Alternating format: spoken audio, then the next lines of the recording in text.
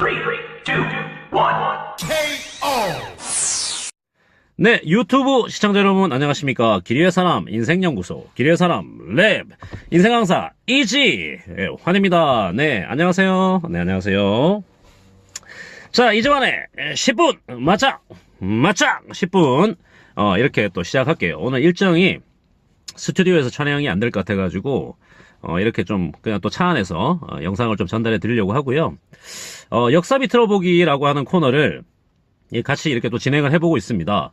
오늘은 이제 역사 비틀어 보기 중에서 아무래도 이제 역사 그러면은 역사에 관심 많으신 분들도 계시고 또 역사를 또 전혀 모르시거나 별로 이렇게 지루해요 하시는 분도 계시니까 기왕이면 역사를 비틀어 보더라도 좀 많은 분들이 아실 만한 그런 주제로 하는 것이 옳겠다 싶은 생각이 드는데요. 오늘은 그래서 정말 이분은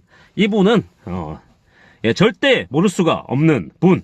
항상 이제 제가 꼬맹이 때부터 지금까지도 그렇고 존경하는 인물 하면 대한민국 사람들이 존경하는 인물 그러면 항상 1, 2등 하시는 세종대왕에 대해 가지고 말씀을 좀 드리겠습니다.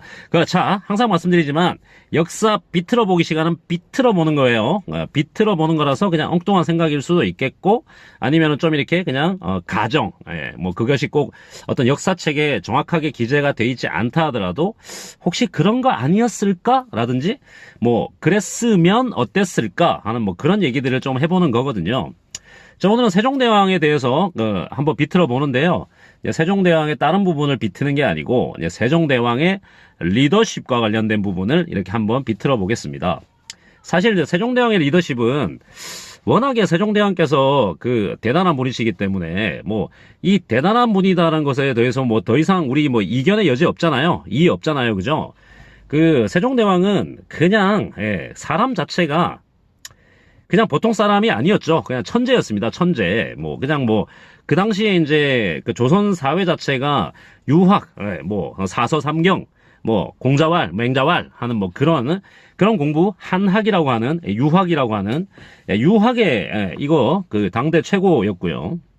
그리고 그거 외에도 과학, 예술, 언어, 안 되는 게 없었죠. 음악, 이런, 안 되는 게 없었던 그냥 우리 전 인류 대한민국 사람 전 인류를 통틀어서도 아마 최고의 천재가 아니었을까라는 이제 그런 분이신 것 같은데 자 그분이 그렇게 대단한 분이기 때문에 근데 그분이 이제 태평성대를 만들 때 조선의 태평성대를 만들 때에 처음 이제 어떻게 보면 스타트를 끊으시고 그리고 어마어마하게 많은 업적을 남기신 분이라서 세종대왕의 리더십에 대해서는 정말 많은 사람들이 연구를 하고 있고 그리고 아직까지도 세종대왕의 리더십을 본받으려고 하는 그런 수많은 연구들과 그리고 의견들이 이론들이 굉장히 많이 있습니다. 자, 그 중에서 이제 세종대왕에 대해서 이제 좀 한 10분 동안만 이렇게 한번 짚어볼 생각인데요. 그 시절을 항상 그렇지만 역사는 그 시절을 조금 짚어보고 지나가야 되겠죠. 세종대왕은 태종대왕의 셋째 아들이죠. 원래는 형이었던 양녕대군이 세자였는데 폐세자가 되고 양녕대군이 이제 폐세자가 된 거에도 여러 가지 이야기가 있어요. 실제로 이제 태종께서 보시기에 피해 군주라고 했던 태종 이방원이 보기에 양녕대군보다는 충녕대군이 더 나은 것 같아서 일단은 양녕대군을 세자로 만들었다가 그 다음에 나중에 보니까 이제 충녕대군인 세종대왕이 더 괜찮아 보여서 바꿨다. 그런 이제 설도 있고 또 한간에는 이제 양녕대군 이 사람 자체가 워낙에 좀 이렇게 노는 걸 좋아하고 그리고 또 어떻게 보면은 좀 약간 지금 시대로 얘기하면은 좀 양아치 왕자라고 하기에는 좀 양아치 근성이 좀 많았던 그런 사람이어서 자기 스스로가 왕이라고 하는 게 싫어서 그냥 이렇게 동생한테 자리를 물려주고 그냥 일생을 좀 편하게 살기 위한 삶을 선택했다라는 이제 이런 의견으로 바뀝니다. 근데 아무튼 상관없습니다. 어찌됐든 간에 세종대왕이 왕이 된 건 변함없는 사실이니까요. 세종대왕이 왕이 되기 전에 아까 말씀드렸던 세종대왕의 아버지였던 태종대왕은 피해 군주라고 제가 부른다고 했잖아요. 이제 본인이 이제 조선에 일하는 왕정 국가의 기틀을 새로 정확하게 만들기 위해서 그 당시에 이제 조선을 개국했던 수많은 그 자기를 도와서 뭐 조선을 개국했거나 아니면은 자신이 이제 왕자의 난을 일으키면서 왕이 되려고 할 때 본인을 보필했던 정말 많은 사람들을 죽였고, 그리고 이제 돌아가시면서 그 아드님이었던 세종대왕한테 이런 유언도 하셨다고 하죠. 그 모든 업보, 이 모든 살인에 대한 업보는 내가 다 지고 갈 테니까 너는 성군이 되어라. 라는 뭐 아무튼 그런 유지를 남기고 돌아가셨다고 할 만큼 정말 대대적인 숙청 작업을 하셨고, 그리고 그 세종대왕이 왕으로서 편하게 이제 정사를 펼칠 수 있게 많은 기틀을 만들었다고 하시는데요. 자, 이제 그렇게 하시고 난 다음에 세종대왕한테 이제 자리를 물려주시게 되고, 이제 세종대왕은 그 뜻을 받아서 그 정말 많은 업적을, 우리가 너무 잘 알고 있는 정말 많은 업적을 보여주셨습니다. 재위 기간 동안에. 자, 여기서 제가 인생강사 이지환이 비틀어 보려고 하는 부분은 뭐냐면요. 자, 그러면은 세종대왕이 왕이 됐을 때 상황을 조금 짚어봐야 될 것 같아요. 일단은 세종대왕이 굉장히 어린 나이, 젊은 나이에 그 세 번째 아들이었지만 졸지에 왕이 됐고, 네, 근데 그때 아버지가 본인과 같이 이제 뭔가 역사를 도모했던 사람들을 굉장히 많이 죽였지만, 세종대왕 본인이 왕으로 즉위했을 때 남아있던 그 대신들, 이제 뭐 소위 말하는 연세가 좀 있는 아버지뻘 대신은 연세가 좀 있는 사람들이 힘이 굉장히 셌고요. 그리고 이제 본인이 막 부릴 수 있을 정도의 좀 젊은 그 세대 선비들은 아직까지 채 준비가 돼 있지 않은 상태였거든요. 그래서 우리가 잘 알고 있는 집현전이라고 하는 것을 세우시면서 젊은 관료를 많이 등용을 했는데, 근데 막상 이제 일을 시키려고 하기에는 이 젊은 관료들이 자기 말은 잘 들을 거지만 아직까지 뭐 경륜이나 뭐 이런 것들이 좀 부족하니까 나라를 어떻게 만들어 가는 데는 이 사람들이 크게 막 이렇게 힘을 쓰지 못하는 단계였어요. 근데 그래서 세종대왕이 하신 일은 무엇이었냐? 자, 그 당시에 이제 그 경험이 많고 연륜이 많은 사람들을 갖다가 막 이렇게 소위 말하는 관계를 좋게 만들어서, 항상 리더의 자질은 그 관계를 좋게 만드는 것이 중요한 건데, 그 관계를 좋게 만들면서 자, 이 사람들을 포섭해 갔는데요. 자, 그 중에 대표적인 사람이 누구냐? 저 역사 비틀어 보고 있잖아요. 대표적인 사람이 누구냐? 그게 우리가 알고 있는 황희정승, 청백리라고 불리는 황희정승과 이제 얽힌 여러 가지 이야기들도 있는 거죠. 자, 우리는 일반적으로 황희정승을 청백리라고 알고 있는데요. 그냥 뭐 편하게 시원하게 말씀드릴게요. 네, 황희정승은 청백리 아니었어요. 현재도 그 수많은 정치인들이 비리에 연루돼가지고 그렇잖아요, 그죠? 우리 정치인들이 비리 저지르고 하는 거를 많이 봤고, 그리고 우리 그거 굉장히 싫어하잖아요.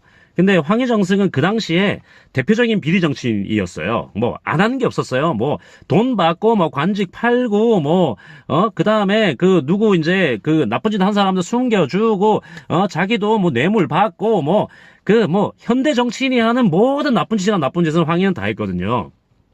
근데 참 아이러니하게 왜 그러면 황희정승이 청백리라고 하는 이 이름을 얻게 되었을까? 근데 그게 바로 세종대왕이 황희정승을 그렇게 만들어 주셨던 거죠.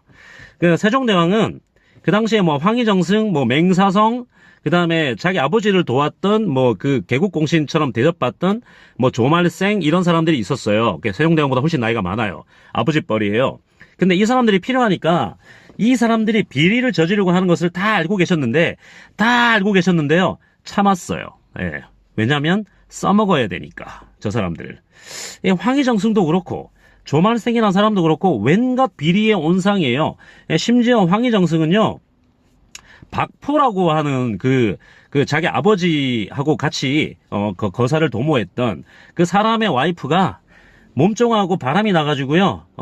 어떻게 집을 도망가가지고 황희정승 집에 숨어요. 근데 황희정승이 이 여자가 이쁘니까 이 여자하고 매일 밤마다 막 정사를 즐기고 막 이랬던 사람이에요. 그러니까 불륜, 돈 받고 안 하는 게 없었고, 그 다음에 딸내미 이제 사위죠. 사위가 사람을 죽였는데 그걸 또 이제 매수해가지고 그걸 또 없는 일로 만들고요. 황희정승은 아무튼 별걸 다 진짜 청백리가 절대 아니었다. 오히려 굉장히 사악한 정치인이었다. 근데 이 사람이 능력이 좋았거든요. 근데 세종대왕은 그게 필요했던 거예요. 그냥 자기가 왕이니까 얼마든지 쳐버리면 이 사람 끝내버릴 수 있는데 능력을 보고 이 비리를 눈감아줬어요. 그러면서 오히려 겉으로 막 청백리라고 막 칭찬을 해줬어요. 근데 황희는 그게 굉장히 고마웠겠죠. 굉장히 고마워서 황희정승이 90살에 죽었거든요. 90살까지 빨아먹었다. 세종대왕이. 예, 황희정승 쪽쪽 빨아먹었어요. 뭐 그때 당시에 뭐 맹사성 이런 사람들 쪽쪽 빨아먹었어요. 뭐 조말생 이런 사람 쪽쪽 빨아먹었어요. 예, 세종대왕은 단순하게 그분이 머리가 좋고 일을 잘하고 뭐 한글을 만들고 이게 대단한 게 아니라 사람을 이런 식으로 기용하고 썼어요. 저 사람이 조금 도덕적으로 문제가 있고 좀 도덕적으로 많이 문제가 있고 상관없고 일단은 본인한테 득이 된다. 일 시키는데 저놈이 도움이 돼요. 네, 그러면은 그거를 오히려 막 이렇게 좋은 놈이라고 포장해 주면서까지도 쪽쪽 빨아먹었다. 어? 황희정승이 90살에 죽을 때까지요. 이제 나중에 나이가 드니까 조선시대 평균 수명이 50살이 안 되거든요. 예, 90살까지면 정말 오래 산 거예요. 근데 나중에 이제 나이가 드니까 뭐 할 수 있는 게 없는 거예요. 뭐 눈도 안 보이고 뭐 똥오줌도 못 가리고 막 이러는데도요. 그때까지도 계속 들어오라 그래가지고 일을 시켰어요. 예, 죽는 날까지 황희정승은 일을 하다 갔다. 예, 조말생도 그래요. 그래서 이제 막 이제 대신들이 이제 정치를 떠날 때는 왕한테 상소라는 걸 올려요. 뭐 신이 뭐 이제 나이가 들어서 이제 뭐 거동도 안 되고 뭐 눈도 안 보이고 손도 떨리고 허리도 아프고 그다음에 어디 무슨 병도 있고 누우면 못 일어나겠고 이러면서 이제 그만 정치하고 이제 고향으로 낙향하려고 합니다. 그러면 세종대왕 이렇게 해요. 황희정승, 자네 마음은 알겠네. 그래. 그렇게 나이 들어서 그렇게 일을 하는데 얼마나 고생이 많나. 근데 당신 아니면 내가 도대체 일을 할 수가 없네. 제발 한 번만 꼭 도와줘서. 한 번만 꼭 도와줘서. 그래서 또 잡아오고 또 잡아오고 또 잡아오고 이러면서 90살 죽는 날까지 빨아먹었다. 이게 세종대왕이라는 분이 사람들을 부린 용병 방식이었어요. 정말 어떻게 보면 정말 독한 사람인 거죠. 그리고 어떻게 보면 그 비리에 대한 복수를 일로 갚은 거예요. 일로. 이게 자기한테 항명할지도 모르는 힘 좀 있는 대신들을 갖다가 대우해 주는 척하면서 계속 일을 하면서 쪽쪽쪽 빨아먹었다. 그래서 세종대왕 본인의 능력도 이거였지만 사실은 사람을 기용하는 면에 있어가지고 세종대왕이 그런 탁월한 인내력이나 그리고 사람에 대한 용병술이 있었기 때문에 조선 전기에 세종대왕이 조선의 기틀을 마련하고 그렇게 빛나는 업적을 이룰 수 있었던 가장 큰 이유 중에 하나였던 거죠. 자, 이런 부분은 지금 현대를 살아가는 우리들한테도 시사해 주는 바가 굉장히 커요. 우리가 사람들을 어떻게 생각해야 되는가에 대해서 지나친 원칙보다는 때로는 실리를 취하고 실리를 취하는 것에 대해서 저 사람의 도덕적인 문제 자체를 그냥 덮어주는 것이 아니라 그것을 다른 방식으로 보복하고 다른 방식으로 활용하는 그런 지혜가 21세기 우리들에게도 필요한 것이 아닐까라는 말씀을 드리면서 자, 오늘 역사 비틀어보기 세종대왕의 리더십 편이었습니다. 다음에 또 뵙도록 할게요. 지금까지 인생강사 이지환이었습니다. 안녕.